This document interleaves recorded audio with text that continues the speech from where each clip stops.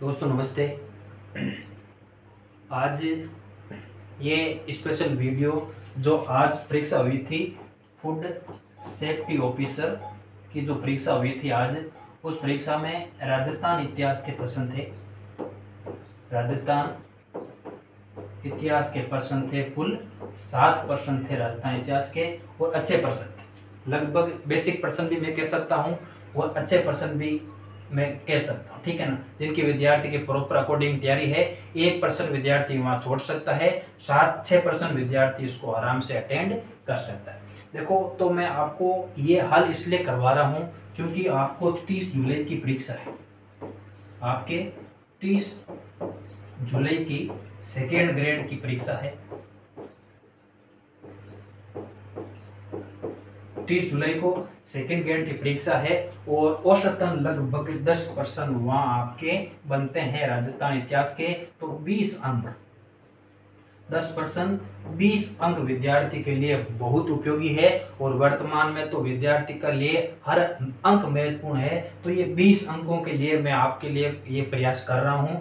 और आज मैंने प्रश्न हल करवाने का आज ही मैंने निर्णय इसलिए लिया क्योंकि आपको पता रहे कि वर्तमान में प्रश्न कैसे बन रहे हैं, आरपीसी कैसे प्रश्न बनवा रही है और इनको हम कैसे हल कर सकते हैं, कितने प्रश्नों को हम छोड़ भी सकते हैं, इतनी सेफ स्थिति में हम जा सकते हैं। ठीक है, तो ये आज के प्रश्न 7 प्रश्न है, मैं आपको हल करवा रहा हूं। पहला प्रश्न देखो, बिल्कुल बेसिक प्रश्न है कि भरतपुर जिले के किस गांव में उत्खनन से ताम्रयुगीन सभ्यता के अवशेष मिले हैं। देखो, ये तो बिल्कुल ही बेसिक प्रश्न हो गया कि हम पढ़ते हैं कि ताम्रयुगीन, तो ताम्रयुगीन में आती है नंदबाई, ये भी नहीं आती है, नोह ये तो आती है, रूपवास और कुमेर। तो इसका उत्तर हो जाएगा नोहे भरतपुर।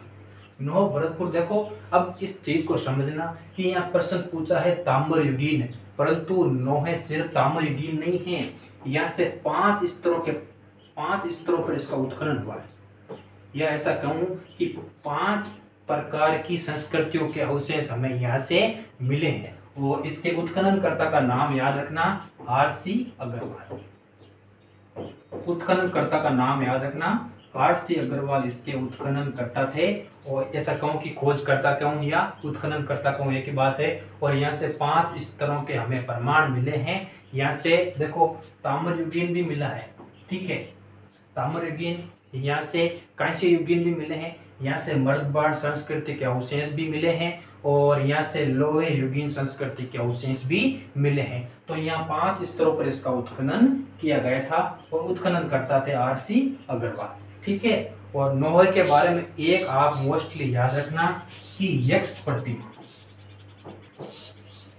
यक्ष प्रतिमा, मैं आगे आपका इसका विवरण दूंगा। यक्ष प्रतिमा या जहाक बाबा, यक्ष प्रतिमा या जहाक बाबा की प्रतिमा किस सभ्यता स्थल से प्राप्त होती है, तो है नोहे भरतपुर से ये प्रतिमा प्राप्त होती है, ठीक है। तो ये अग्रवाल ये उत्खननकर्ता हो जाएगा। यहाँ से 5 स्तरों के यहाँ से सामग्री मिली है, ये भी अच्छा प्रश्न है, परंतु ये जो प्रश्न बनाना ये बेसिक प्रश्न है और इसमें मुझे लगता है कि किसी विद्यार्थी को कोई दिक्कत आनी चाहिए। देखो व्याख्या देखो थोड़ी इसकी, नोहे भरतपुर। देखो, सबसे पहले रूपारेल नदी, ये अच्छा प्रश्न बन सकता है कि नोह सभ्यता किस नदी के किनारे स्थित है, तो वो रूपारेल नदी के किनारे स्थित है और इसके खोजकर्ता थे रतन चंद्र अग्रवाल, RC अग्रवाल इसके खोजकर्ता थे। और यहाँ से देखो अवशेषों के रूप में देखो 5 सांस्कृतिक युगों के, मैंने आपको बात बताई ना कि 5 सांस्कृतिक युगों के अवशेष हमें यहाँ से मिले हैं, ये भी ठीक है। और देखो लाल काले मर्दबाण, ये मोस्टली आप याद रखना कि लाल काले या ब्लैक रेड वेयर हमें कहाँ से मिले थे। मैंने पिछले कक्षा में बताया था कि आहड़ सभ्यता से हमें ब्लैक एंड रेड वेयर मर्दबाण मिले थे। तो यहाँ भी लाल काले मर्दबाण यहाँ से भी मिले हैं। और देखो तांबे के सिक्के भी मिले हैं और मानव और पशु मूर्तियां, लोहे के कृषि उपकरण। तो यहाँ कितने स्तर हो गए, 5 स्तरों पर इसका उत्खनन हुआ था। या ऐसा कहूँ कि 5 प्रकार के सांस्कृतिक उपकरण हमें यहाँ से मिले हैं, ठीक है। इसकी थोड़ी और डिटेल देखो, ये चीज मोस्टली याद रखना। ये प्रश्न पूछा जा चुका है कि जहाक बाबा या यक्ष प्रतिमा हमें कहाँ से मिली है, तो वो हो जाएगा नोहे भरतपुर से हमें यहाँ से मिली है। और ये कितनी फुट ऊंची है? 8 फीट ऊंची ये प्रतिमा है। जहाक बाबा या यक्ष प्रतिमा हमें यहाँ से मिली है। ठीक है। फिर यहाँ से कुषाण नरेश विशत एवं वासुदेव के सिक्के भी यहाँ से मिले हैं। तो ये इतनी महत्वपूर्ण नहीं है, ये लाइन आप महत्वपूर्ण याद रखना इसके बारे में। ठीक है, ये अच्छा प्रश्न है। अब देखो, मुझे लगता है कि सबसे अच्छा प्रश्न मुझे ये लगा, सबसे अच्छा प्रश्न मुझे ये लगा। देखो, मैंने जब क्विज चलाई थी ना इस टॉपिक पर, बीकानेर वाले टॉपिक पर, तो उस क्विज में मैंने इस शैली का सेम टू सेम प्रश्न मैंने अपनी क्विज में डाला था। सिर्फ मैंने यहाँ नाम चेंज था, जहांगीर की जगह मेरा नाम वहां पर क्या डाला हुआ था? अकबर। ठीक है। अब देखना, इसकी थोड़ी पीछे से कहानी देखना कि अकबर के काल में, अकबर के काल में 1570 की बात है।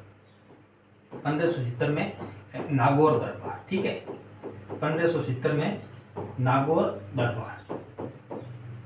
ठीक है, नागौर दरबार लगता है और राय सिंह वहाँ सम्मिलित होता है और अकबर की अधीनता स्वीकार करता है। फिर 1572 में इसको जोधपुर का प्रतिनिधि देते हैं और यहीं पर अकबर देता है 4000 का मनसब। अकबर देता है 4000 का मनसब। ठीक है, ये चीज आप जानकर रखना। ये प्रश्न मैंने क्विज में सेम टू सेम लाइन का ये प्रश्न करवाया था और मैंने स्क्रीनशॉट लेके रखा है, अभी मैं आगे आपको बताऊंगा। तो जहांगीर की बात कर रहा हूं, जब अकबर की मृत्यु हो गई 1605 में। ठीक है, 1605 में अकबर की मृत्यु हो गई, तो 1605 की ही बात है। यहाँ जहांगीर क्या करता है? जहांगीर राय सिंह को 5000 का मनसब देता है। 5000 का मनसब जहांगीर देता है राय सिंह को। ठीक है, तो इसका उत्तर हो जाएगा मनसब प्रदान की, तो 4000 तो हो जाएगा अकबर का, अकबर ने दिया था, और 5000 इसका उत्तर हो जाएगा जहांगीर ने इसको 5000 का मनसब प्रदान किया था। ठीक है, फिर अकबर पूछ ले कि राय सिंह को राय की उपाधि किसने दी, तो वो अकबर ने दी थी 1604 में। 1604 में अकबर ने राय की उपाधि दी और नूरपुर की जागीर भी इन्होंने दी थी। तो ठीक है, अकबर वाला ये प्रश्न बन चुका है और सेम टू सेम लाइन में अभी आपको बताऊंगा, है ना। देखो, ये देखो, एक तो ये प्रश्न मैंने क्विज में करवाया है कि अकबर ने बीकानेर के शासक राय सिंह को नूरपुर की जागीर और राय की उपाधि कब दी, तो वो हो जाएगा, इसका उत्तर है देखो 1604 में इसकी उपाधि दी थी। वो एक और प्रश्न मैंने साथ में ही ये देखो, ये प्रश्न करवाया था, सेम डिटो प्रश्न करवाया था जैसे परीक्षा में पूछा गया था। अकबर की जगह यहाँ जहांगीर पूछ लिया गया है। तो अकबर के समय 4000 का मनसब दिया गया था और 5000 का मनसब जहांगीर के समय दिया गया था। ये जानकारी, अति जानकारी अपने नोट में ऐड कर लेना आराम से ना।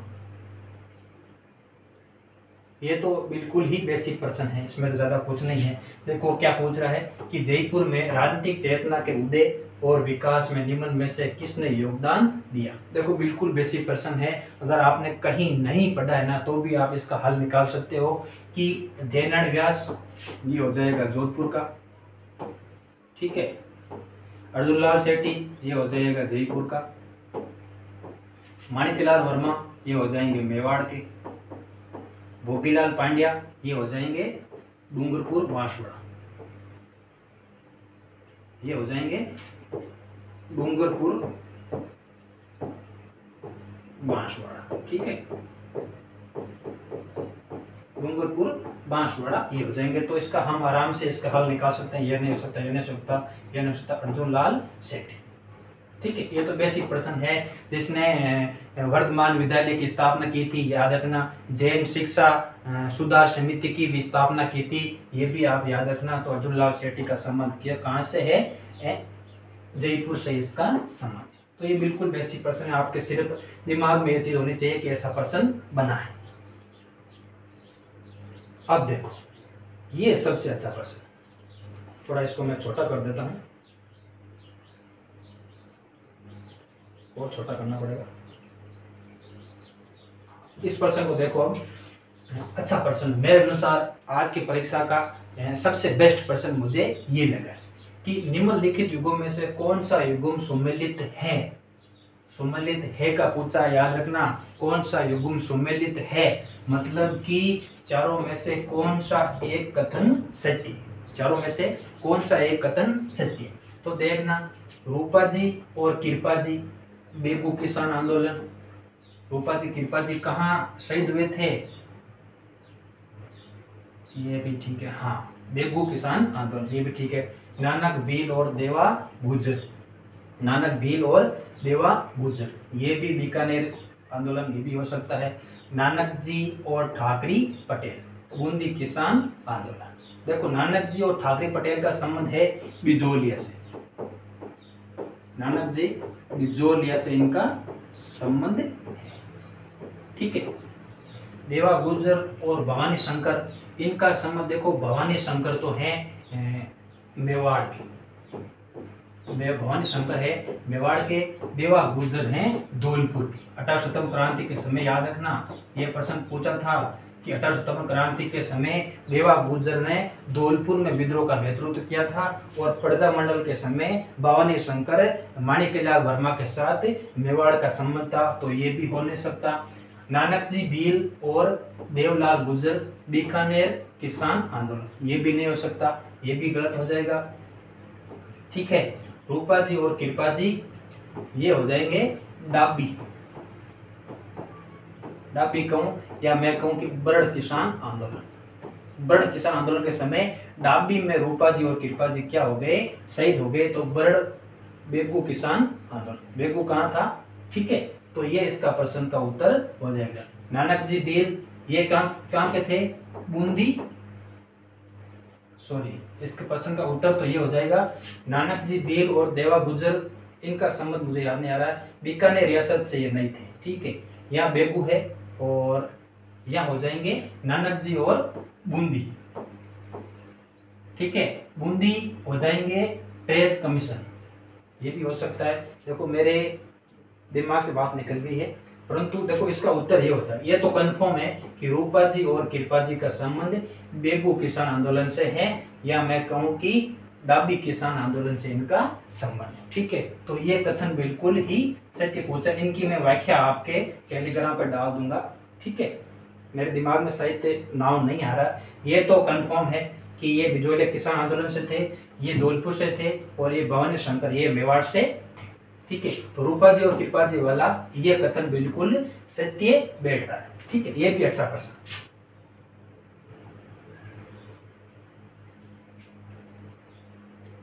अब देखो ये प्रश्न पूछा गया, ये रिपीट प्रश्न है, ठीक है। ये प्रश्न रिपीट प्रश्न है कि निम्नलिखित व्यक्तियों के पर विचार कीजिए, गोपाल दास, कब्बूराम, सत्यनारायण और मानमल जैन कौन से बीकानेर राजद्रोह एवं षड्यंत्र मामले में सम्मिलित थे। तो देखो इसकी एक थोड़ी समझना कि ये प्रश्न अच्छा प्रश्न बना है, और मुझे लगता है कि सबसे बेस्ट प्रश्न था आज की परीक्षा का, ये भी अच्छा प्रश्न था। तो देखो यहाँ क्या होता है कि 1932 की बात है, 1932 में गंगा सिंह 1932 में गंगा सिंह क्या गया, द्वितीय गोलमेज सम्मेलन में लंदन गए हुए थे, और वहां पर जाते वक्त या जहां वहां गए थे वहां चर्चा के दौरान इससे पहले क्या किया कि बीकानेर में एक पत्रिका निकाली गई जिसका नाम था बीकानेर दिग्दर्शन। बीकानेर दिग्दर्शन ये पत्रिका बीकानेर में निकाली गई थी, और इसमें महाराजा गंगा सिंह का क्या किया गया था, विरोध किया गया था। ऐसा कहूं कि बीकानेर के महाराजा गंगा सिंह की इस पत्रिका में क्या की गई थी, आलोचना की गई थी, और इस पत्रिका के आधार पर ही गंगा सिंह को वहां प्रश्न का उत्तर देना पड़ा, या क्योंकि वापस उसको गुस्से में उनको वापस लौटना पड़ा था, इसका जवाब नहीं दे पाए थे वहां पे।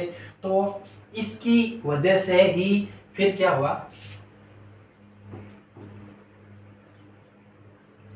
ठीक है, हाँ बिल्कुल ये सही है, 1932 ये सही है। फिर देखो यहाँ क्या होता है कि जो बीकानेर षड्यंत्र है ना, राजद्रोह, यही बीकानेर षड्यंत्र कहलाता। इसी वजह से महाराजा गंगा सिंह इनसे नाराज थे और नाराज होने के बाद इनके ऊपर राजद्रोह का केस चला गया था। गोपालदास जी इसमें शामिल थे, खबूराम इसमें शामिल थे, सत्यनारायण इसमें शामिल थे, परंतु मनमल जैन का नाम हमें कहीं नहीं मिलता है। तो इसका उत्तर हो जाएगा 1 2 3, दूसरा इसका उत्तर हो जाएगा। ठीक है, इसकी व्याख्या मैं आपको बताऊंगा। देखो ये खुबराम ये नाम कहीं नहीं मिलता, परंतु आरपी व्यास की किताब में ये बुक में स्पष्ट दे रखा है। देखो ये चीज मैंने आपके नोट्स में ऐड की है, तो देखना। उन पर राजद्रोह का विरुद्ध षड्यंत्र का आरोप लगाया गया और गोपाल दास, ठीक है, सत्यनारायण, खुबराम और बद्री प्रसाद। देखो ये लाइन टू लाइन यहाँ से प्रश्न उठाया गया है कि बीकानेर राजद्रोह में किन को गिरफ्तार किया गया था।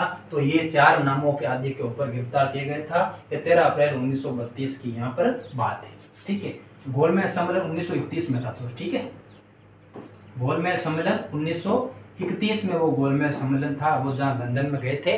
ये केस चला था 1932 में, ये केस चला था। ठीक है, तो ये नाम 4 नाम याद रखना। ये बद्री प्रसाद भी नाम याद रखना, आगे ये पूछ सकता है। ठीक है, तो ये भी अच्छा प्रश्न है। ये देखो, राजस्थान के एकीकरण के 3य चरण में को संयुक्त राजस्थान में शामिल किया गया था। तो मैं 3य चरण की बात करूं तो 18 मार्च, ठीक है, प्रथम चरण हो गया 18 मार्च, द्वितीय चरण हो गया 25 मार्च और 3य चरण हो गया 18 अप्रैल। ठीक है, यहाँ देखो अलवर, भरतपुर, धौलपुर को शामिल किया गया था। यहाँ डूंगरपुर, बांसवाड़ा, ऊन वगैरह को शामिल किया गया था। 18 अप्रैल को शामिल किया गया था उदयपुर को, 18 अप्रैल को शामिल किया गया था। ये 3रे चरण में शामिल किया गया उदयपुर। तो अलवर, भरतपुर तो हो जाएगा 1 में, ठीक है, बांसवाड़ा हो जाएगा 2रे चरण में, उदयपुर हो जाएगा 3रे चरण में और जयपुर हो जाएगा 4थे चरण में। 30 मार्च वाले चरण में जयपुर का विलय होता है। ठीक है, तो ये इसका अच्छा प्रश्न हुआ, उदयपुर इसका उत्तर हो जाएगा। अच्छा प्रश्न है। ठीक है, ये तो उसकी बेसिक जानकारी है वैसे भी। और ये अंतिम प्रश्न है, गोविंद गुरु किस आंदोलन के नेता थे? गोविंद गुरु किस आंदोलन के नेता थे? ये तो बिल्कुल ही बेसिक प्रश्न, इतने इसमें कठिनता कुछ है नहीं। कोई विद्यार्थी किसान आंदोलन भी कर सकता है, परंतु इसका सही उत्तर हो जाएगा भील आंदोलन, प्रजा मंडल और आर्य समाज हो नहीं सकता। तो ये भील आंदोलन से संबंधित थे। तो इनका जन्म वगैरह की मैंने सारी डिटेल की प्रश्नों की व्याख्या मैंने आपको डाल दी है पिछली कक्षाओं में। इसकी सारी विश्लेषण मैंने आपको वहां कर दिया था। ठीक है, एक याद रखना भगत पंथ, इनका भगत पंथ याद रखना, ये अच्छा प्रश्न बन सकता है। तो 1911 की बात है, बेड़सा ग्राम में, बेड़सा ग्राम में भगत पंथ की स्थापना की थी गोविंद गुरु ने। तो ये भी अच्छा प्रश्न है। ठीक है, तो ये थे विद्यार्थियों आज के प्रश्न। और 2 प्रश्न मुझे कठिन लगे, एक तो ये बीकानेर षड्यंत्र वाला और दूसरा वो जो किसान आंदोलन के संबंधित जो व्यक्ति थे। तो वो अच्छे प्रश्न है, व्याख्या आप आराम से इनकी हल कर सकते हो और इसकी PDF आपको टेलीग्राम पे मिल जाएगी। ठीक है, तो इन प्रश्नों में देखो कठिन कुछ भी नहीं है। ठीक है ना, आप 7 प्रश्न है, 7 प्रश्न को 5 प्रश्न तो आप इजीली आराम से कर सकते हो, 6 प्रश्न भी आराम से कर सकते हो। अगर एक प्रश्न छोड़ भी दो ना, इतना नुकसान नहीं होता। इसलिए प्रश्न की शैली समझो और प्रश्न क्या कह रहा है उनकी समझो और प्रश्न का विश्लेषण करना सीखो। आप प्रश्न को हल करने लग जाओगे ना, अगर आपकी तैयारी है तो आप 2 ऑप्शन तो डेफिनेटली 2 ऑप्शन काट दोगे, ये तो कंफर्म मान चलो। तो 2 ऑप्शनों में भी 50% चांस होता है हमारा। ठीक है, तो आज की क्लास यही समाप्त करते हैं। कल फिर किसी वीडियो किसी ओल्ड प्रश्न के साथ मिलते हैं। धन्यवाद।